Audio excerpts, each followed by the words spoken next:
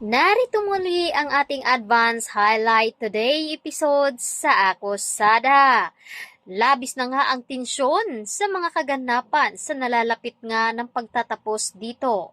At hindi nga inaasahan dito ni Carol na sa kanyang pagpayag nga dito kay Dennis upang kumain nga sila sa labas at agad ngang dinala ni Dennis si Carol sa mismong bahay nito kung saan ay nandoon ang mga ebidensya dito kay Joy.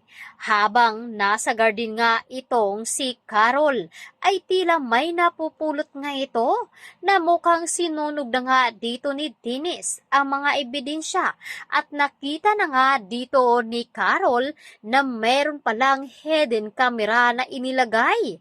Dito na nga ba magsisimulang pagdudahan si Dennis? Samantalang, agad naman na i-report ni Amber sa mga pulis ang pagkawala ng kanyang ama na si Wilfred at nag-iimbestiga nga ang mga pulis at isa nga si Ronnie ang suspect dahil sila nga daw ang magkausap ngunit hindi mapakali itong si Carol dahil ang huling magkaaway ay ito nga si Wilfred at si Dennis.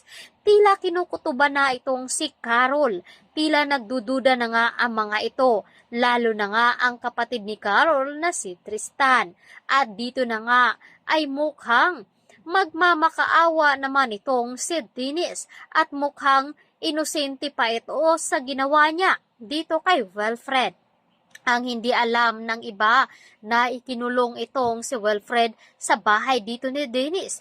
Nangako naman itong si Dennis dito kay Harrison na wala daw makakalabas na buhay sa kanyang bahay dahil ikinulong nga doon itong si Wilfred.